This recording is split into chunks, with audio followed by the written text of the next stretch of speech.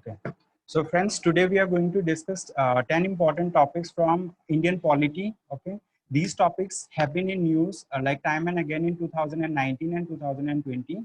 So that's why these topics are important. So without wasting much time, let us start the discussion for the day. Okay.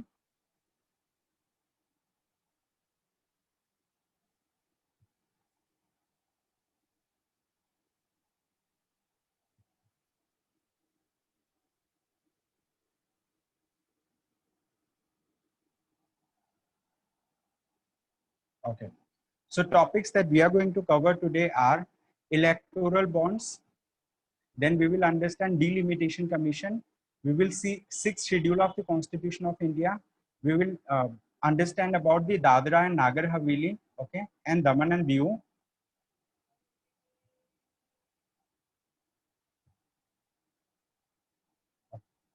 Wait a minute, please. Okay. So we are going to look into the electoral bonds, delimitation commission, sixth schedule of the Constitution of India, Dadra and Nagar Haveli and Daman and Diu, they got merged. So we will understand that. Then we will look into the inner line permit. We will understand about Competition Commission of India. We will see Law Commission of India. We will learn about Lokpal. We will see Comptroller and Auditor General of India, and we will learn about the Controller General of Accounts. So these are the 5 topics that we want to cover today. So recently, like electoral bonds were in news because recently the information received under the right to information revealed some startling facts on electoral bonds. Okay. So in this respect, we will understand about what are electoral bonds. Okay. So according to the recent information, electoral bonds with denomination of rupees 1 crore, okay, accounted for more than 91% of the amount raised. Okay. And the 4 cities, Mumbai, Kolkata, Delhi, and Hyderabad, accounted for 83% of all the electoral bonds by value. It is not available for trading on stock exchanges and cannot be used as a electoral for loans. It is available only in physical form. So in this respect, we will understand about what are electoral bonds. Okay. So recently, like earlier, government had notified the electoral bonds. So let us understand about the nature of the electoral bond. Okay. So here the bearer, bearer instrument in the nature of a promissory note. So electoral bonds are bearer instrument in the nature of promissory note. Then interest-free banking instruments. These are like interest-free banking instruments. Here, like banks are not applying any kind of interest. Now let us understand who are eligible to purchase the electoral bonds. Okay, a citizen of India or a body incorporated in India is eligible to purchase the electoral bond, and they need to fulfill certain KYC norms. Okay, and by making payment from a bank account. So the thing is, while purchasing an electoral bond, you cannot purchase the electoral bond by paying cash in the bank. Okay, so you have to make the payment through a bank account into a bank, and then bank will issue you an electoral bond. Okay, so let us see like how our electoral bond looks like. Okay, so you can see this particular picture on your screen. Okay, so this is how an electoral bond looks like. And here, like you can see on the middle of the electoral bond that it is an electoral bond having a value of 1,000 rupees. Okay, so it is issued by the State Bank of India, and here it is written electoral bond. Okay, so things related to electoral bonds are written in bilingual languages. Okay, Hindi and English over here. So let us see what do we what is the lifespan of an electoral bond. So the shelf life of only 15 days. Shelf life means the time gap between a person can purchase the electoral bond and then it can be redeemed, okay, by a political party. So there is a shelf life of only 15 days. So within 15 days, that thing, it can be stored up to 15 days only. Can be used for making donation only to the political parties that are registered under section 29A of the Representation of People's Act 1951.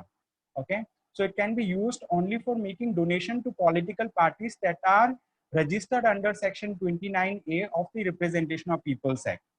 Now, if we talk about period of purchase, these are available for purchase for a period of 10 days only in each of the months, January, April, July, and October. Okay, so after January, you have to give a gap of 2 months.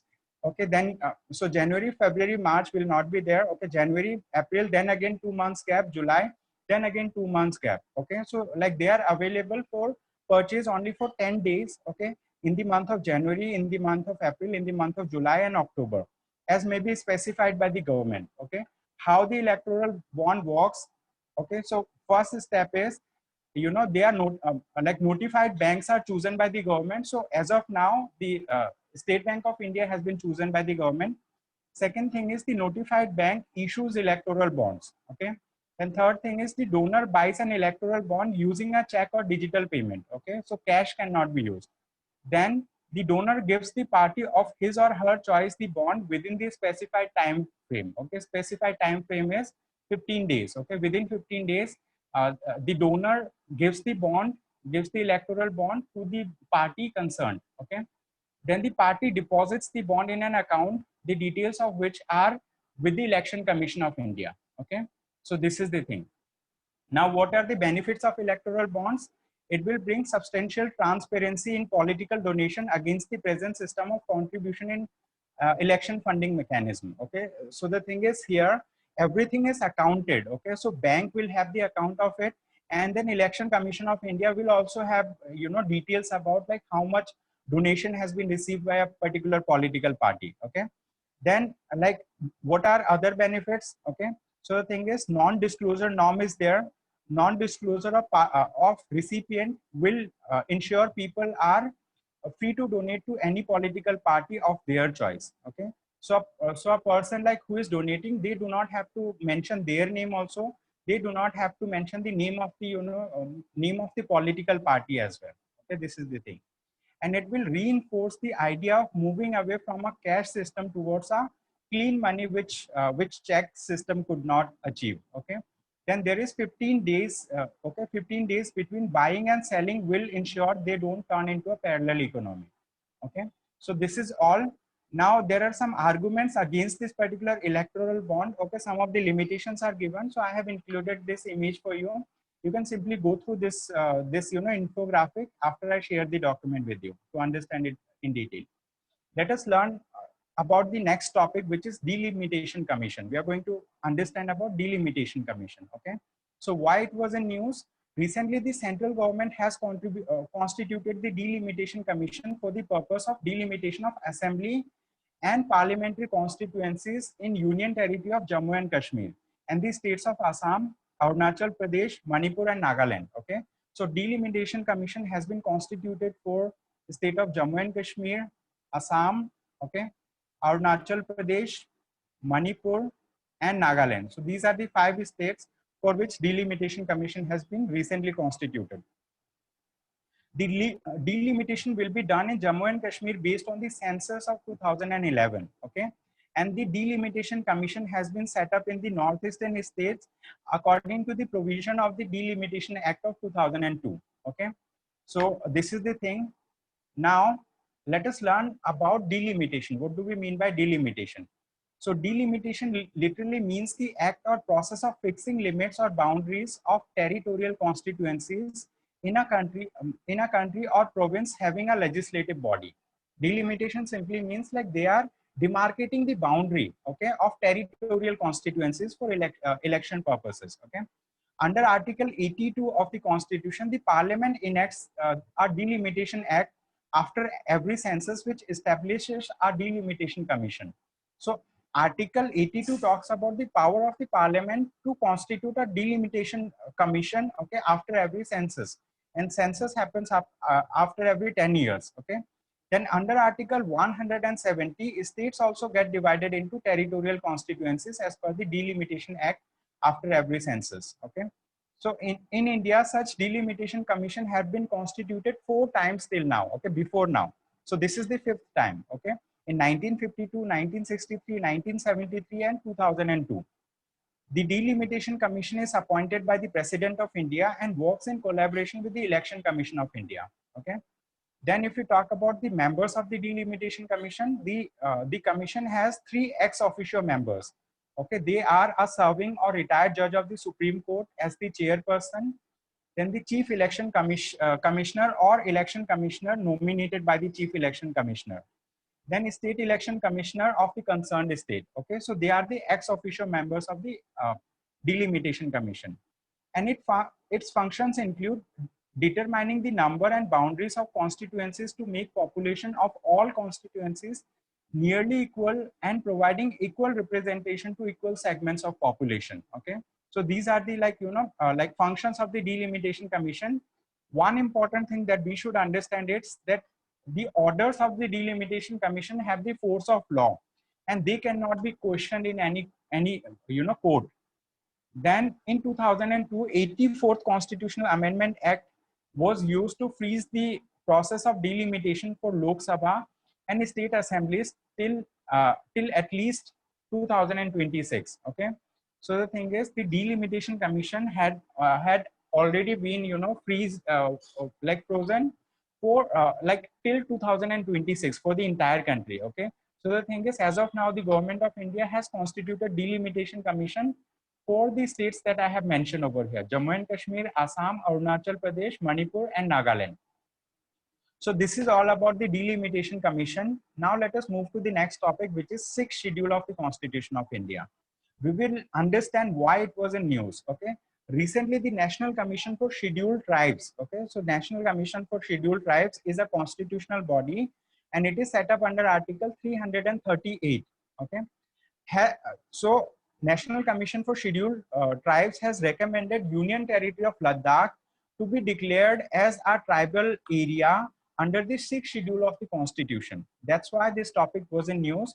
So in this respect, we need to understand about 6th schedule of the Constitution. Okay, so Article 244 of the Constitution of India provides a special system of administration of certain areas that are designated as scheduled areas and tribal areas. Okay, now 6th schedule contains special provisions for administration of tribal areas in the 4 northeastern states. Okay, so what are those 4 northeastern states? Number 1 is Assam, number 2 Meghalaya, number 3 Tripura, and number 4 Mizoram. Okay, so these are the states where we do have 6 scheduled areas. Okay, these are the 4 states in northeast that have 6 scheduled areas. Okay, now if we talk about provisions under the 6th schedule, so one of the provision is like it leads to the creation of autonomous districts. Okay, so the tribal areas in these states, these 4 states that I have already named, have been constituted as autonomous districts, each of which has an autonomous district council, and each autonomous region has a separate regional council consisting of 30 members. Okay, so the thing is, regional council consists of 30 members, and then these 4 states have autonomous districts in it to administer the tribal areas in these states. Okay, and currently there are such 10 councils. 10 councils means currently there are such 10 regional councils, okay, in these 4 states. Then they do have legislative power, they have judicial power, they have regulatory power, they have tax revenue collection powers also. So these things I have mentioned over here, you can simply read it to understand it more. I'll be sharing the document with you. So I have included a map for you over here. Okay, this map shows the areas that are under 6th schedule. Okay, so you just need to see the yellow, yellow marked areas over here. So the first one, yellow marked areas. So this is Assam. Okay, over here Assam, then Meghalaya, Tripura, and then Mizoram. So these are the 4 states in northeast. Okay, so these 4 states you can just simply demarcate like this. Okay, so the first 4 states that we come across once we move from west to east in India, so these states, I mean like in northeast, okay, Assam, Meghalaya, Tripura, and Mizoram, they are under the 6th schedule. Okay, so after then we will learn about inner line permit also. Then we will talk about the other 4 states, right, that are that are under the inner line permit system. Okay, so let us move to the next topic for the day, which is Dadra and Nagar Haveli and Daman and Diu have been merged. Okay, so Dadra and Nagar Haveli are union territories. Okay, so Dadra and Nagar Haveli was one union territory, then Daman and Diu was another union territory. So they have been merged. That's why it was in news. So the thing is, recently Dadra and Nagar Haveli and Daman and Diu Merger of Union Territories Act 2019 was passed. So let us see where they are located. So if we look into this particular map, the left portion of it, so we can see Diu is a separate territory from Daman. So they are located away from one another. Then Daman and Diu was considered as a single union territory, but they are like territories that are separated by some distance. So earlier Daman and Diu was one union territory. Then second thing is Dadra and Nagar Haveli. You can see the picture that is shown on the right of this image. It shows Dadra and Nagar Haveli. So Dadra and Nagar Haveli and Daman and Diu were two separate union territories earlier, but they have recently been merged to form one union territory under the Dadra and Nagar Haveli and Daman and Diu Merger of Union Territories Act 2019. So now we will understand more about this particular act. Okay. So let us see that this particular act amends the first schedule of the Constitution of India. What it does, the act amends the first schedule to merge the two union territories into the union territory of Dadra and Nagar Haveli and Daman and Diu. Amendment of the first schedule of the Constitution is not recognized as a constitutional amendment under Article 368 of the Constitution. Okay, so as you know that, like, there are various processes of amending the Constitution. Okay, we can amend the Constitution by simple majority, we can amend the Constitution by special majority. In some cases, a special majority along with ratification by at least 50% of the state is required.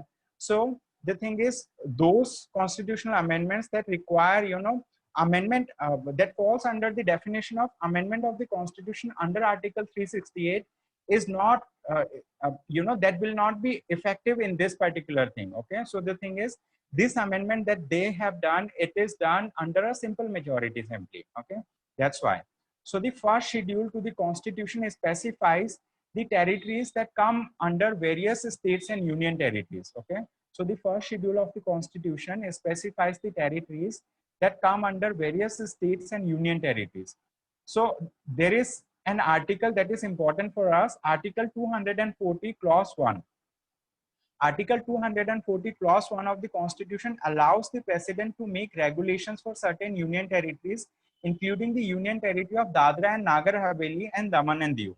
The Act amends the article to replace the two union territories with merged union territories. Okay, so the first schedule of the Representation of Peoples Act, first schedule to the Representation of Peoples Act 1950, okay, provides one seat in Lok Sabha and one seat in Lok Sabha to each of the two union territories. And this particular act, what it does, it amends the schedule to allocate two Lok Sabha seats to the merged union territories. Earlier, these union territories were provided just one seat, but after this particular act, okay, Dadra and Nagar Haveli and Daman and Diu Merger of Union Territories Act of 2019, they have provided two seats to the merged union territories. Okay, then the act provides that the jurisdiction of the High Court of Bombay will continue to the extent of the merged union territories. So now what has happened, because as we know already, like, state of Jammu and Kashmir has been bifurcated to create two union territories. Earlier we had only 7 union territories, but after the bifurcation we had 9 union territories.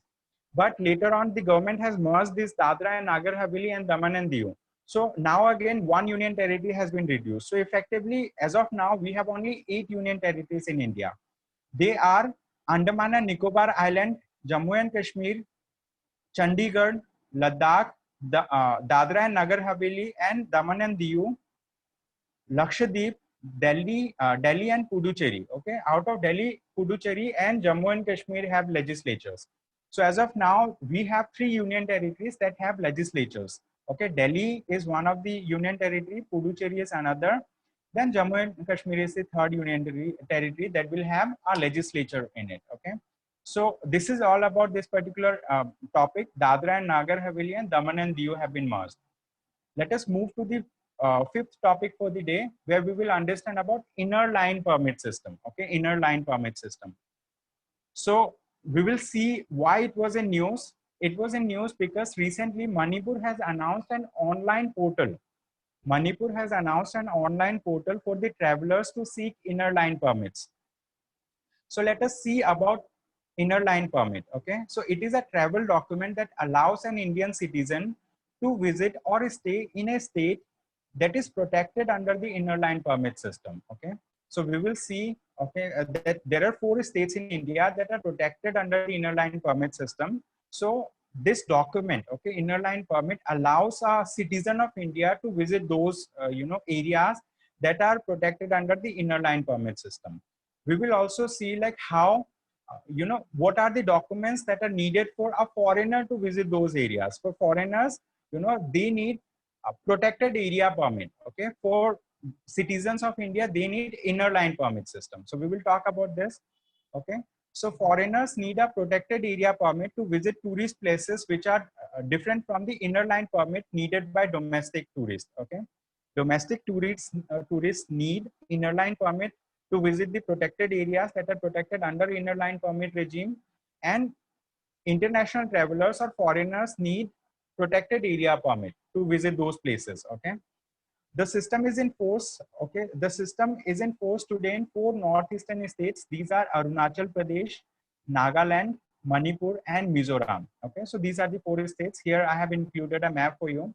So you can see, just see the blue colored areas in the map. So this is the state number 1, Arunachal Pradesh, state number 2, Nagaland, state number 3, Manipur, and state number 4, Mizoram. Okay, these are the 4 states where inner line permit system is effective as of now. Okay, and where this particular concept has originated, the concept stems from the Bengal Eastern Frontier Regulation Act of 1873, where the British framed regulation restricting the entry and regulating the stay of outsiders in the designated areas. Okay, so it is a pre-independence concept. It is a pre-independence concept. Okay, so it originated from the Bengal Eastern Frontier Regulation Act of 1873.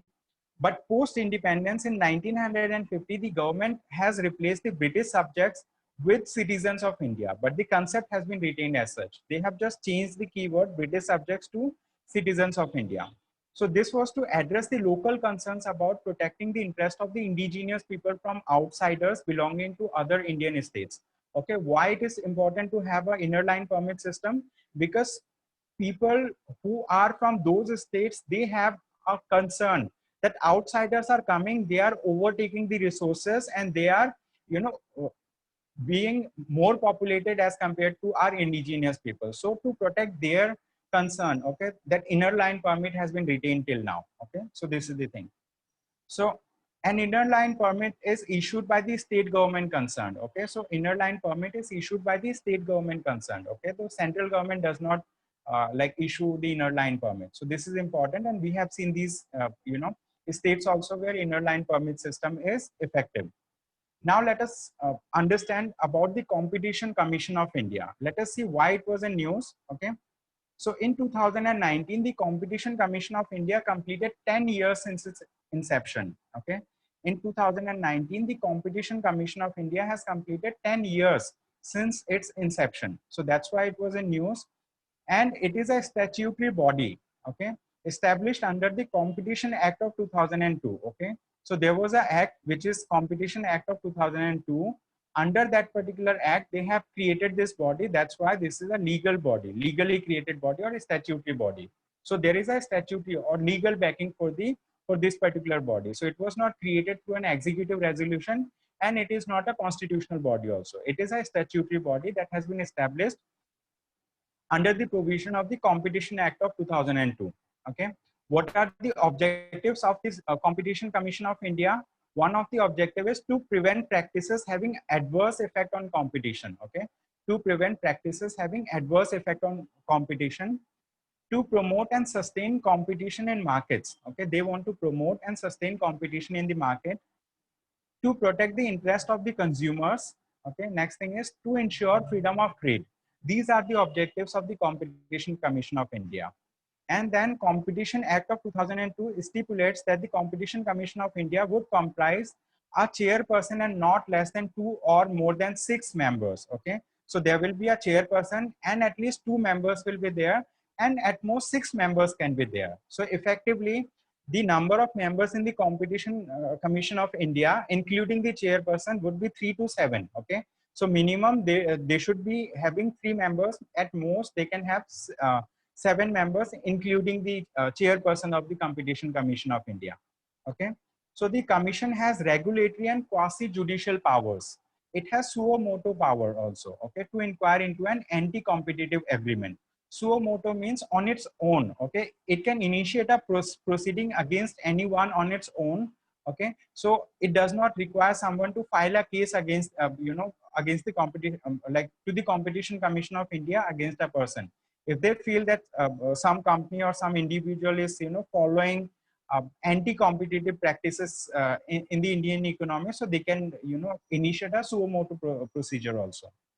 Okay, so it is required to give opinion to the central government on matters relating to competition policies, but such opinion is not binding on the central government. Okay, so this is all about the Competition Commission of India. Now let us see the next topic for the day. We will understand about the Law Commission of India. Okay, so it was also in news, Law Commission of India. So recently the Union Government Cabinet approved the creation of the 22nd Law Commission with a term of 3 years. Okay, so the Union Cabinet has approved the creation of 22nd Law Commission with a term of 3 years. Now, so let us learn about the the Law Commission of India. So the Law Commission is a non-statutory body. Okay, we have seen that Competition Commission of India was a statutory body because that was created under the Competition Act of 2002. But Law Commission of India is a non-statutory body which is constituted by the Government of India every 3 years. Okay, and its major function is to work for legal reform and works on an advisory body. Okay, works as an advisory body to the Ministry of Law and Justice. Okay, so it works as an advisory body to the Ministry of Law and Justice. The first Law Commission was established during the British era in 1834 by the Charter Act of 1833 and was presided over by the Lord Macaulay. Okay. However, the first Law Commission of Independent India was constituted in 1955 with Mr. M.C. Setalvad as its chairman. Okay, so some more information is given about the Law Commission of India, like the 22nd Law Commission of India. What is the composition of the Law Commission? Okay, it has a full-time chairperson, and he is usually a retired Supreme Court judge or a Chief Justice of a High Court. It has 4 full-time members, including the member secretary. It has a secretary from the Department of Legal Affairs as the ex officio member. Then it has a secretary from the Legislative Department. Okay, he is also an ex officio member. Then they have not more than 5 part-time members. Okay, and if we talk about terms of reference, okay, terms of reference are the key areas where this 22nd Law Commission has been entrusted with. Okay, so they are entrusted with the responsibility to identify laws which are no longer needed or relevant and can be immediately repealed. Okay, then it needs to examine the existing laws in the light of the directive principles of state policy and suggest ways to improve and reform.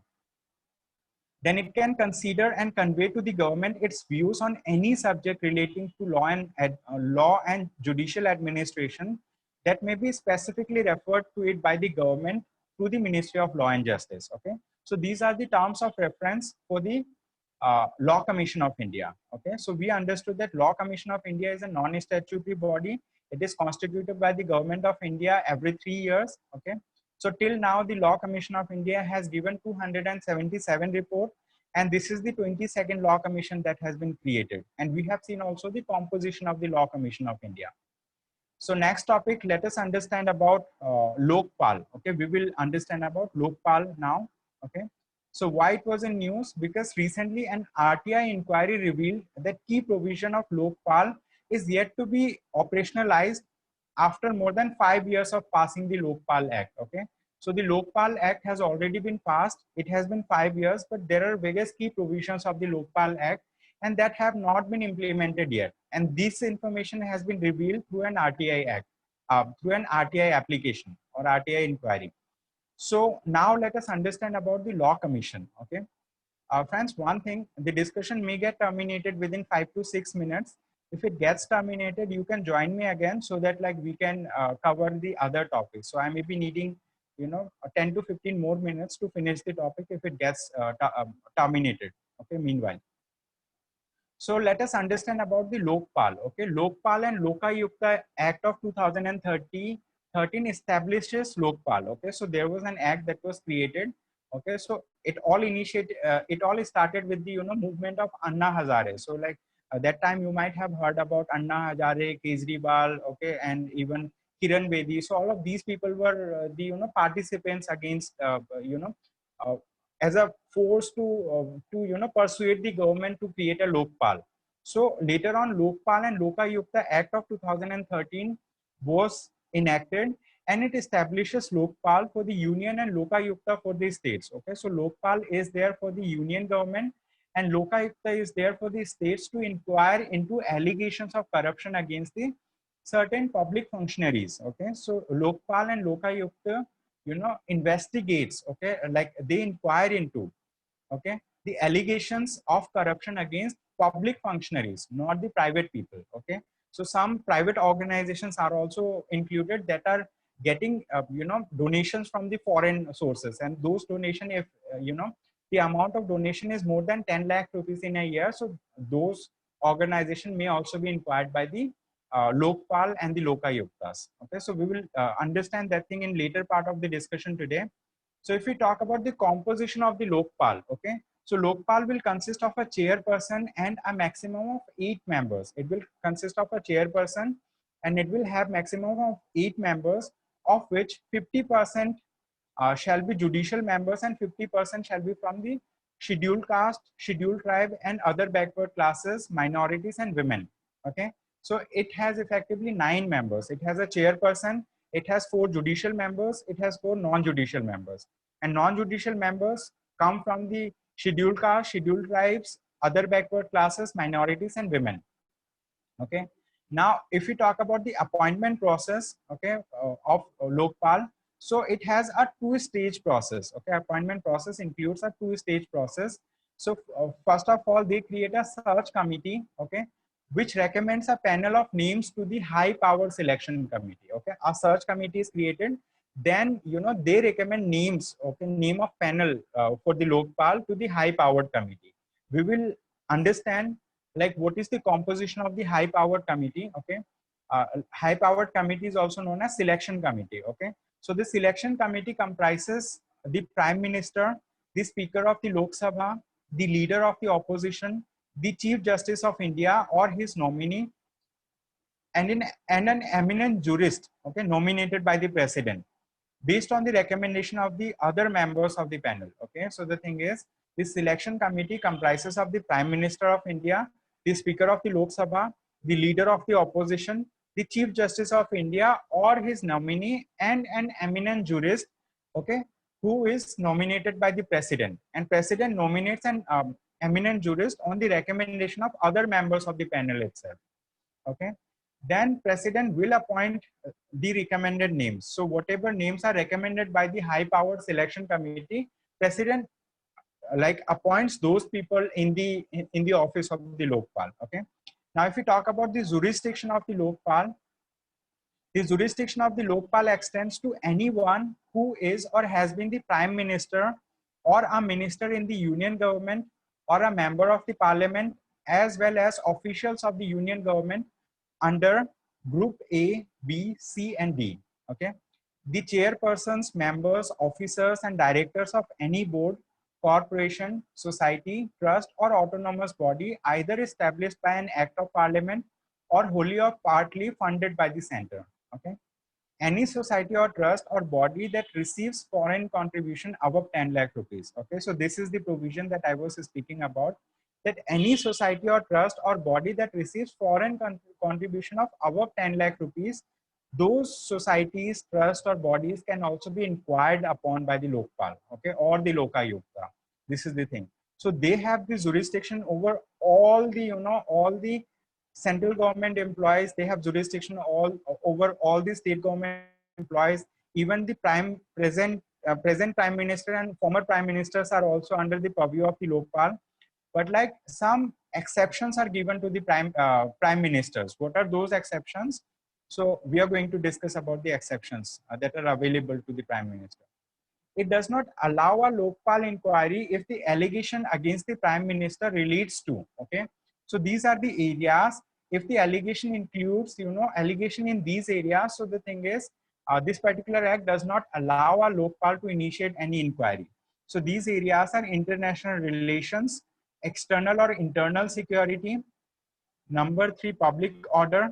Number 4, atomic energy. Okay, number 4, atomic energy. And number 5, space. These are the 5 areas where a Lokpal inquiry is not allowed against a prime minister. Okay, what are those areas? They are international relations, external and internal security, public order, atomic energy, and space. Complaints against the prime minister are not to be probed unless the full Lokpal bench considers the initiation of the inquiry. Okay, so the full Lokpal bench. Lokpal has 9 members, as I said, including the chairperson. So unless all the